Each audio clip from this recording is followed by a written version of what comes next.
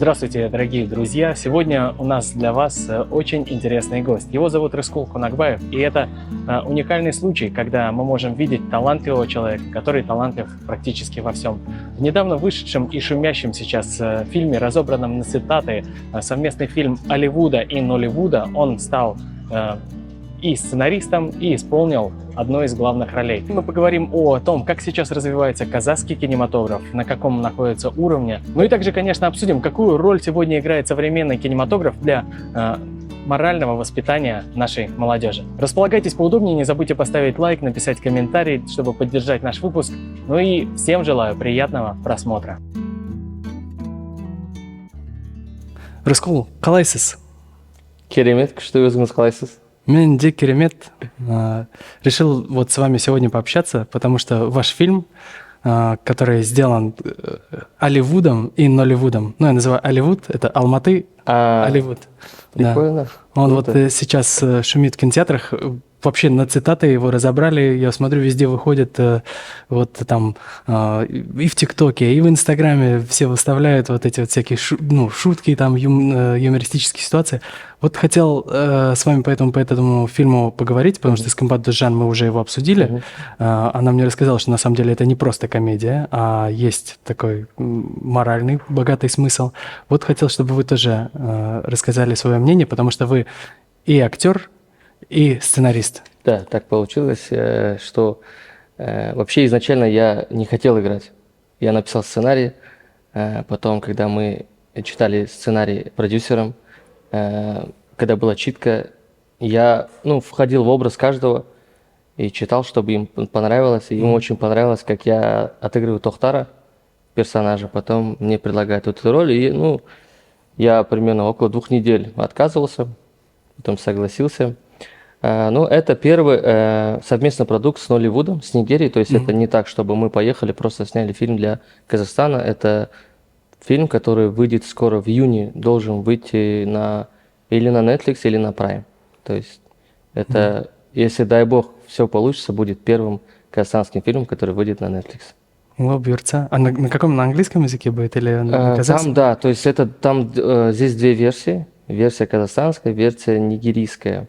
Потому что разные менталы, то, что понятно нам, непонятно им, то, что заходит им, не залетает нам, поэтому 2 версии. Продюсеры, нигерийцы, актеры, все очень крутые ребята. Мы можем их не знать, но там у себя, не то чтобы в Нигерии, в Африке, это просто мегазвезды, мегапродюсеры, да. Друзья, я часто летаю, и для поиска билетов я всегда использую сервис по поиску дешевых авиабилетов Aviasales KZ. О чем фильм? Вот, в общем, не раскрывая без спойлеров, чтобы не испортить настроение тем, кто пойдет смотреть. Фильм, название, наверное, да, тоже кричит. Адам Бол. Адам Бол, да. Где мы бы не были, кем бы ты ни был, ты должен в первую очередь оставаться человеком. И на примере 3 людей показывается вообще, каким не надо быть и каким надо быть. То есть в итоге, переживая трансформацию, главный персонаж, он понимает, что он вел неправильную жизнь. Эту жизнь ему показал его отец. То есть у него была модель поведения. Там в начале, многие задают этот вопрос, почему в начале отец такой, а в конце он такой. То есть вначале он просто говорит ему словами. То есть почему ты надоел уже, когда возьмешься за ум и так далее. А мы, когда воспитываем детей, мы не должны им говорить, там, не сиди в телефоне, мы должны действием показать, что нельзя сидеть в телефоне. И к концу, оказывается, отец все это время, то есть с детства ему показал, каким надо быть, каким не человеком нужно быть. Но там в Нигерии он сталкивается с трудностями очень большими, он понимает, что, оказывается, вообще до этой жизни была не жизнью для него. Вот. Но каждый найдет что-то свое, наверное, и в моем персонаже, в персонаже Куаныша, Рауана, также и с их стороны, то есть их персонажи тоже, они тоже нет, хотя в их версии они трансформируются, у нас они остаются злодеями. То есть надо обязательно посмотреть и казахстанскую версию, да, и нолливудскую. Да, там, мне кажется, это вообще два разных фильма. Они А. очень сильно будут отличаться. Вот наделал много шума фильм еще до выхода, потому что было много новостей, там Нолливуд, там Нигерия. Казахстан, Нигерия, да. Ну, и были те, кто скептически отнеслись, что за такой Нолливуд, ну там Нигерия, ну не все же знают, как развивается у них кино. Как вообще вот сейчас, какой уровень кино в Нигерии? Так, ну, во-первых, они в год около 3000 фильмов снимают. Они Мгм. на втором месте после Болливуда, то есть Голливуд на третьем месте. Ого. То есть в этом плане они очень крутые. А для Да, сравнения в Казахстане сейчас сколько в фильмов? год примерно, если я не ошибаюсь, в среднем 70 фильмов. Басе. Но это очень круто тоже для нас, потому что лет там 10 назад в год, может, 3-6 фильмов, вот так 10 выходило. Сейчас очень круто, сейчас каждые Да, да. 2 недели примеры фильмов. Это круто. Ну и качество тоже. Качество, да, то серьезно. есть, допустим, если у них около 3000 фильмов, там есть, ну, я изначально, когда писал сценарий, изучал материал, смотрел фильмы, там, ну, такие, где-то что-то с индийским фильмом похожие, но именно есть, то есть, там несколько классов продюсеров, которые снимают дешевые фильмы, которые снимают нормальные, и которые снимают на Netflix уже, то есть, допустим, наш продюсер, наши режиссеры, Чета, к сожалению, фамилию забыл, Чета, Келли, они работают с Америкой, сотрудничают, они снимают в Нью-Йорке фильмы. Вот, они такие, ну, продюсеры класса А были, потому что там, ну, видно было по их работе, как они нас встречали, какая там была организованность. Но если вот, положа руку на сердце, сравнить уровень наших киношников и их, у нас, ну, я думаю, у нас получше в плане, наверное, творческом, может быть. Потому что, когда изначально мы встречались, и у нас была читка с ребятами, нам объяснили, что это очень крутые актеры, это самые топы. Мгм. И мы, ну, и думали, там они были старше нас, и мы думали, вот, вау, сейчас они покажут нам. А на площадке уже было наоборот. То есть они восхищались нами, они говорят, кто вы такие, у вас всего 20 миллионов, вас никто не знает, ну вы такие ребята, то есть там Да. Рауан, Куаныш, пацаны вытворяли очень много, и каскадерские трюки, и эмоциональные сцены там было все, то есть в этом плане я считаю, но они очень крутые продюсеры в плане, они как конвейер делают на Netflix фильмы, это мне считаю, это очень круто, потому что Netflix Нигерия есть отдельная, то есть они делают контент для всей Африки. Вот это- Их в Нигерии 250 миллионов, во всей Африке, я не знаю сколько, но вот Netflix Нигерия, она создает контент для всей Африки. Там был еще один из актеров, тоже суперзвезда. Да, Чимизи Имо, он перед премьерой за 3 дня, по-моему, или за 1 день он взял премию «Лучший актер Африки». Это, ну, как Оскар для них. Это просто... Мы видели трансляцию, уровень мероприятия просто на высшем уровне. Прям там, ну, как будто реально это Оскар, это были эмоции. Он реально очень крутой. У себя, у них, допустим, было вот так. Мы снимаем сцену проездки на улице, актера видят люди, 50-100 человек просто бегут за нами, вот за этими актерами. И мы тогда поняли, да, это очень круто. Серьезные Да, ребята. это очень серьезные ребята. Потому что, ну, мы их не знаем, мы их никогда не видели. Они реально очень мега крутые были. И в целом процесс съемок там где-то мне очень понравился, где-то не понравился. Потому что там всегда было напряжение. Это очень опасный город Лагос, криминальный там. Там нас могли похитить, нас могли убить. И мы ну, лично у меня было вот такое напряжение всегда. Потому что я в первую очередь думал, так, если я не вернусь домой, к семье своей, к детям, что будет, как будет. Но народ очень классный в целом. То есть, да, везде есть и хорошие, и плохие люди. Может, там их чуть больше в плане пиратов. В итоге мы сделали, ну, как мне кажется, неплохой фильм.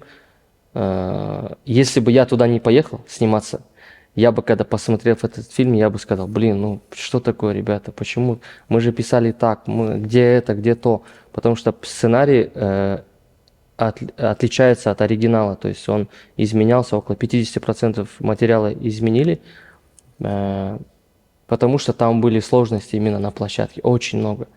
Допустим, когда мы снимаем одну сцену в районе Макока, где договариваются до 6 вечера снимать, время уже без 15:06, надо уходить, все, нам еще 2 часа нужно снимать. И мы были вынуждены уезжать оттуда, потому что там уже люди с мачете стоят, все, валите отсюда. И все, эта сцена уже у нас как бы, мы не сняли ее так, как хотели. Сцена с крокодилами у нас была. Тоже не получилось, потому что там такой момент был, мы написали сценарий,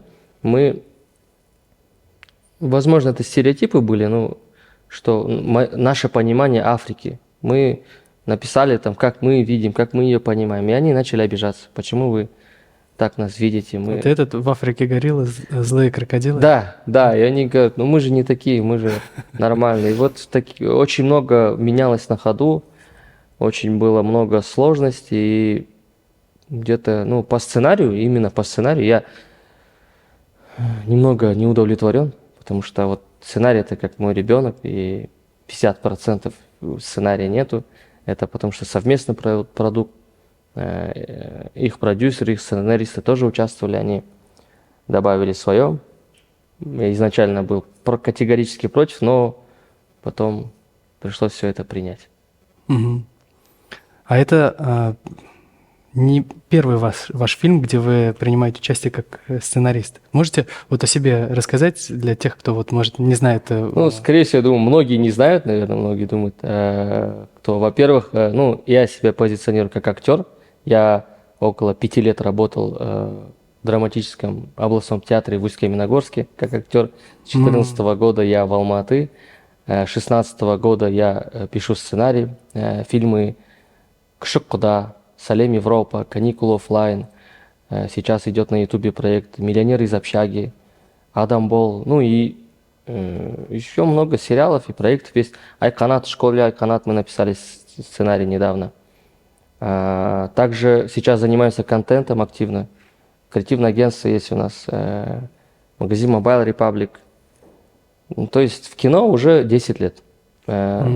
Дебют в полном метре был в 2016 году. Это был, ну это, наверное, самый теплый, самый любимый один из моих фильмов. Это «Статья на двоих», где мы дебютировали сейчас уже с известными режиссерами Дархан Саркенов, Шерхан Тансыхбеков, операторы.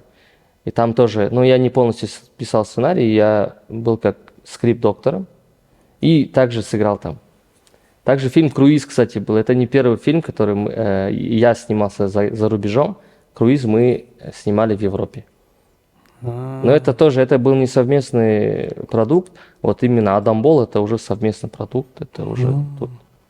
А я был уверен, что это ваш дебют, и что сразу вы с такими актерами большими, и вы с ними так гармонично вписались, даже, не то что конкуренцию создали им, а то даже все внимание, можно сказать, в фильме на себя перетянули. Я думаю, вот это да, действительно, это дебют. Невероятно талантливый человек так вышел и сразу. Оказывается, у вас богатый бэкграунд уже есть в кино. Ну да, есть опыт, и здесь... Вообще, наверное, просто персонаж, роль Адамбола, она просто очень яркая. Она прям... Мы были в Алмате, презентация была в Астане, в Караганде. И после презентации все прям говорят: Тохтар, мне даже немного уже стыдно, неприятно. Я убегал уже, потому что говорили: вот Тохтар. Он реально очень яркий персонаж. Он весь фильм, он говорит, что... Вот мы казахи, да. Казахстан, қазақтың жігіттері, намыс қайда, рух қайда. Да. И поскольку я писал сценарий, я уже знаю, как надо, что он должен, как говорить. И в этом плане, наверное, мне было легче, чем ребятам сыграть, возможно. Потом еще мы готовились, полгода мы готовились к этому. То есть это даже обычно, когда перед съемками обычно времени очень мало. Мгм. Допустим, дают роль, вечером, в 8 вечера скидывают сценарий и говорят, завтра в 9 у нас съемки. Обычно так бывает. И нет времени подготовиться, и многие говорят, вот что-то вроде бы не то, не так. А все упирается к деньгам, к сожалению. Потому что если подготовиться хорошо, то дать время, там, не знаю, хотя бы 2 месяца подготовиться к роли, к проекту, то наши казахстанские киношники могут, я уверен, снимать вообще прям фильмы на мирового уровня. Потому Мгм. что очень талантливые сейчас есть режиссеры, операторы, сценаристы, актеры крутые, Да. которые просто творят. Но, к сожалению, иногда всё упирается к деньгам. Такое можно говорить здесь? Да, надо, ну, я понимаю, надо тес-тес, быстро-быстро. Да, тес-тес. Контент Дедлайн, сделать. срок там быстро. Надо вот все за 20 дней снять, за 10 дней смонтировать, примеры и так далее. Да. Ну, хорошо получается. Есть прям настоящие шедевры. Да, кстати, вот я заметил такую вещь. Допустим, я просто на примере себя хочу сказать, я не говорю, что я крутой сценарист, просто я не обучался этому. В 2016 году мы начали, наш учитель есть Дастан Калдабаев, тоже очень известный КВНщик, продюсер ныне, сценарист. То есть примерно мы вот нас научили примерно, как можно писать, потом мы много очень фильмов смотрим, и на опыте мы научились писать сценарий. И также я заметил вот многим вот казахам примерно показать, как это делается. Мгм. Не знаю, какая-то особенность, Быстро научается, обучается. Да, быстро да. адаптируются, обучаются, и вот за 8 лет уже более-менее, если сравнить первые работы и сейчас уже научились. Но еще много чему надо учиться. Да, ну круто. Я думал, сейчас у вас будет история, как, знаете, Сильвестр Сталлоне, что он носил свой сценарий, там Никто не никто не принимал, да, принимал, потом он написал сценарий под себя и все-таки снял фильм. Нет, ну так получилось, что с сериала начинали мы. Сериал «Жаңа қоныс», кстати, очень, Мгм. он очень хитовый был. Также тоже Дастан Ага, это было на телеканал Казахстан. Потом вот из полных метров фильм «Кшыққыда», Мгм. это просто был бомбой, он взорвал. До сих пор, мне кажется, многие говорят, именно топ-3 казахстанских фильмов, из них обязательно есть «Кшыққыда». Сейчас «Адамбол», мне этот жанр новый, трэшевый. И я вот сейчас понял, что мне нравится, оказывается, этот жанр. Мгм. Потому что основной зритель кинотеатра – это молодежь. И нужно разговаривать на их языке тоже где-то. Нужно, то есть им, если ты хочешь им что-то донести, если ты будешь читать нотации, они могут это не принять. Мгм. Надо где-то вот эту вот мораль на их языке так скрыть.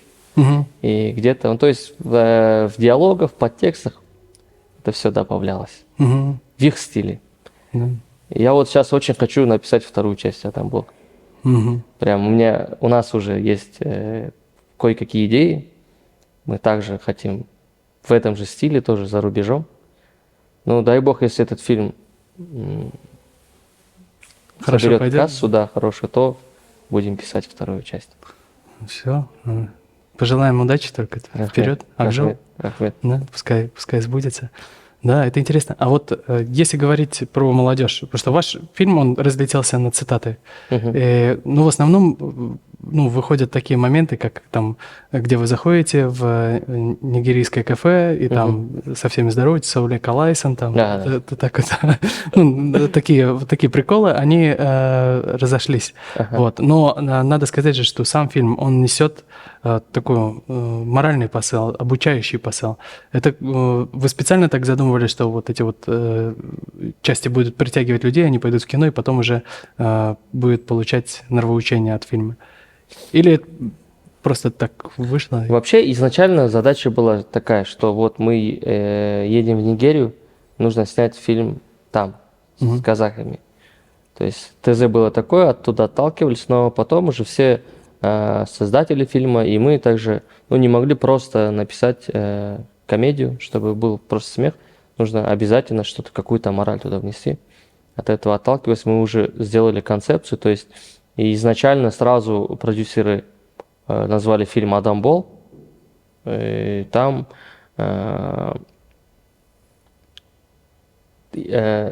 получается, сразу мы решили, что это будет с моралью какой-то. Вот именно Адам Бол. А как они должны стать?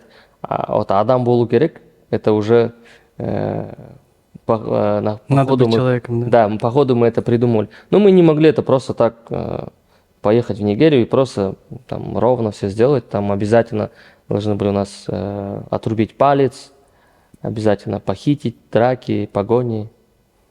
Потому что, ну, это интересно, я считаю.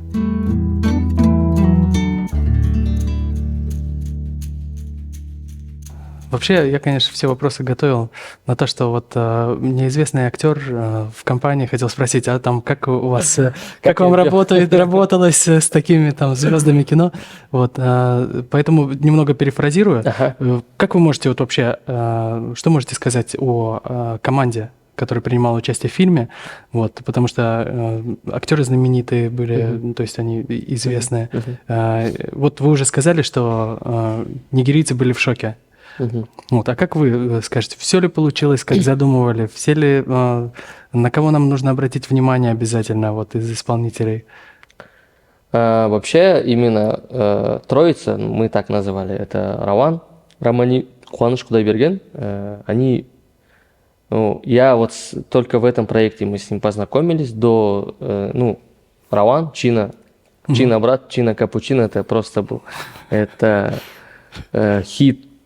Не знаю, до сих пор хит, да, прошлого года он взорвал, просто он везде, вот, с усами своими, он, ну, мега популярный был, да. И примерно я вот думал, вот с виду как будто Раван немного, ну, такой другой, типа, ну, может быть, где-то высокомерный, я так считал, к сожалению.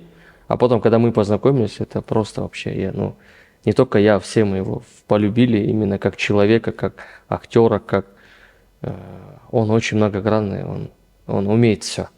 Он 12 лет жил в Штатах, он в совершенстве владеет английским. Он был главным мостиком между нами и нигерийцами, потому что было сложно в плане не только ментал, но и общения, потому что еще есть киноязык. То есть он немного отличается, да. В этом плане, если бы не было Равана, мы бы, наверное, не знаю, может, чуть дольше снимали бы. Было очень сложно было, потому что у нас было 2 режиссера и 2 оператора было у нас. Получается, один режиссер видит эту сцену вот так, второй режиссер видит вот так, и нужно найти общее решение. Это все... Каждый тянет одеяло на себя. Да, это могло примерно быть, не знаю, обсуждение, час. Еще это переводчик на телефоне, который неправильно переводит. И тогда Раван просто, он вообще круто выручал, помогал. А если про Куаныша сказать, Куаныш, у него до была роль в сериале 5.32, он сыграл, он был маньяк. И вот эта роль вообще отличается, увидели с другой стороны. Он просто тоже, он был, как сказать, душой нашей команды. У него была дамра своя, он везде, он прям вот ходил с такой казахскую душу, казахское настроение на всю Нигерию распространял.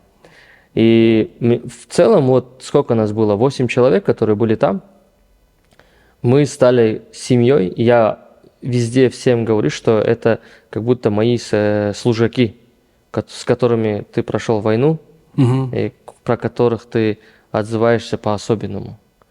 Это вот раньше... Побратались, в общем. Да, если раньше говорят, вот это мой полчан, мы с ним были в Афгане и так далее. Мы были в Нигерии, мы прошли очень много, и я с каждым очень горжусь, дорожу, потому что я считаю, что это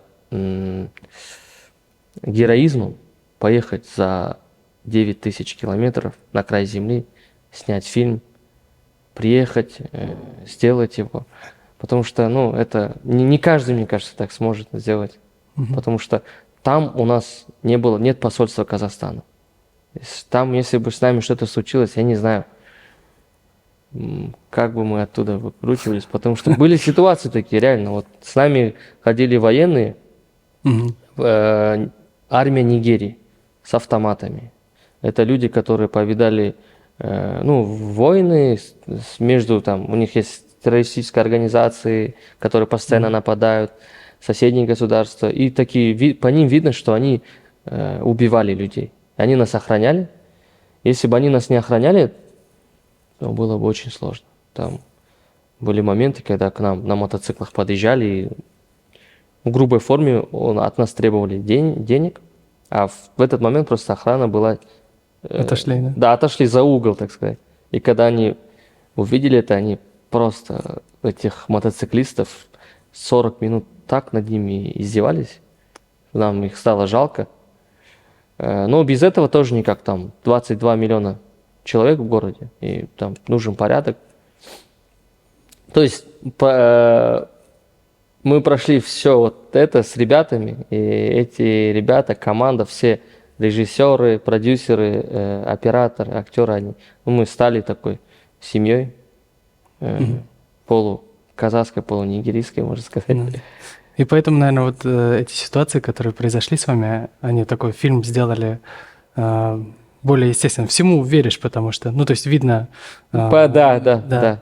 Я даже, вот когда смотрел фильм, был на премьере, поймался на мысли, вот такая мысль у меня была, что ваше трио, это вот как есть знаменитое трио Моргунов, Никулин и Вицин. Да, я подумал, что можно вот это вот ваше трио масштабировать на другие фильмы.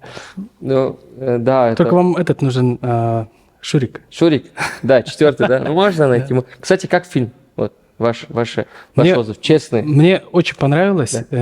Юмор, прям действительно, вот то, что разошлось по социальным сетям, ну, фантастика. Это очень смешно. Я не знаю, как нигерийцы будут смотреть. Наверное, казахский юмор для них немного сложно, Да. но это супер. Вот когда герой, ну вот стандартный, вот казахоязычный, с казахским мышлением оказывается в нестандартных таких ситуациях, необычных, это очень круто и прям, ну, бывает такое, что как бы может немного неудобно стать за человека, который едет за границу. А здесь наоборот, внутренний патриотизм рождается, и думаешь, о, круто, спасибо. И там молодец, там, как ситуация с Казой, там, когда отобрали в аэропорту Казы, потом вы сидите и кушаете.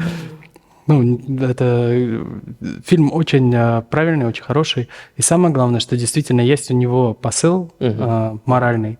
То есть то, что вот сейчас вы сказали, что на языке молодежи нужно с ними же общаться, это очень правильно, потому что многие забывают о том, ну, не все получают воспитание правильное, к сожалению. Многие смотрят по социальным сетям, там, учатся.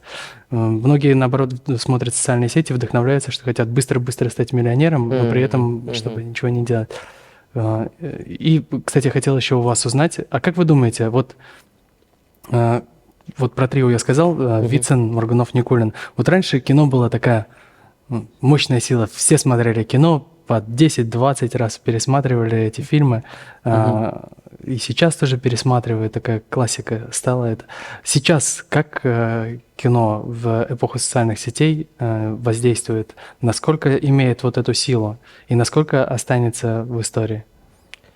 Мне кажется, кино, оно будет жить всегда, потому что это реально мощный инструмент.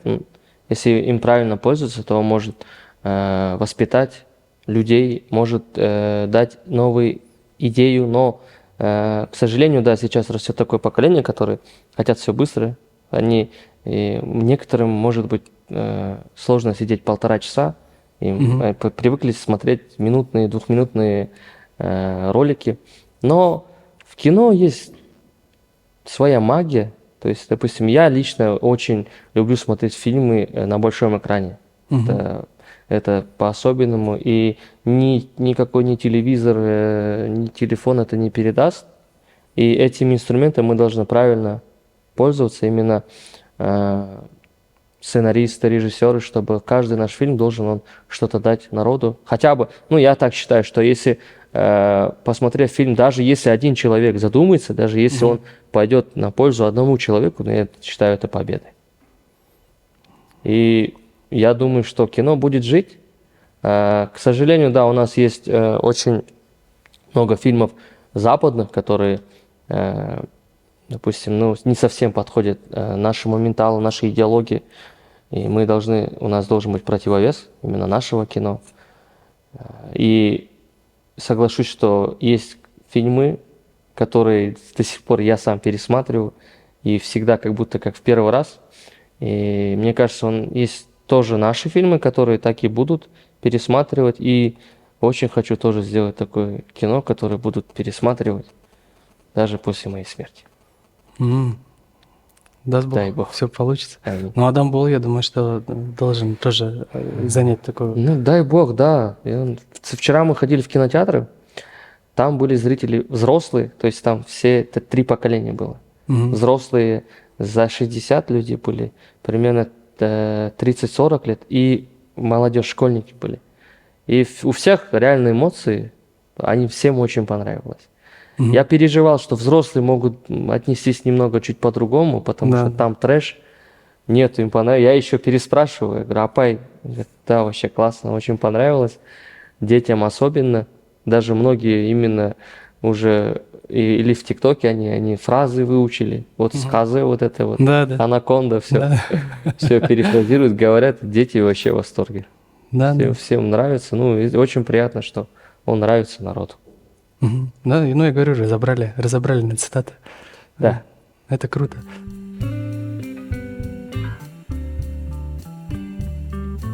Да, действительно, кино такой инструмент, который может повлиять. Вот. Будем надеяться, что в будущем тоже будут еще больше такие вот мощные такие же работы. Пускай, да, ну, мне бы хотелось увидеть, конечно, трио еще раз где-нибудь в какой-нибудь нестандартной ситуации, но от этого я понимаю, что зависит успех вот фильма, который сейчас будет на экранах. Какие можете поделиться планами, какие вот на ближайшее будущее? Вот кроме «Адам Бол» 2 часть, что еще планируете сейчас? Где сняться, что снять? Сейчас планируется написание сценариев, кстати, тоже концепция похожая. Это сериал, тоже у нас такой представитель золотой молодежи, который не хочет жить в Казахстане, которому не нравится. Он считает Казахстан это третьесортным местом, и мы хотим написать сериал. В сериале возможностей больше, мы можем показать 10-15 серий, как он трансформируется, то есть к концу он уже понимает, что как он любит родину, что это одна из лучших мест на земле. Мы готовимся к этому проекту, этот проект тоже очень сильно нравится.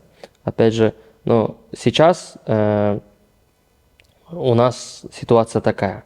Допустим, есть темы, которые я хочу написать, но пока нет возможности. Поэтому сейчас в основном мы пишем то, что от нас просят, но там же мы стараемся всегда тоже добавлять то, что у нас есть здесь. Мы стараемся тоже добавлять в диалоги, подтексты, героев. Но в целом сейчас и все, и продюсеры, и создатели фильмов, они уже нет такого, что все у нас, мы хотим тупую комедию. Нет. Обязательно. Что мы дадим народу? Чему мы научим подрастающее поколение? Все сейчас идут этим путем. И это очень круто. Супер.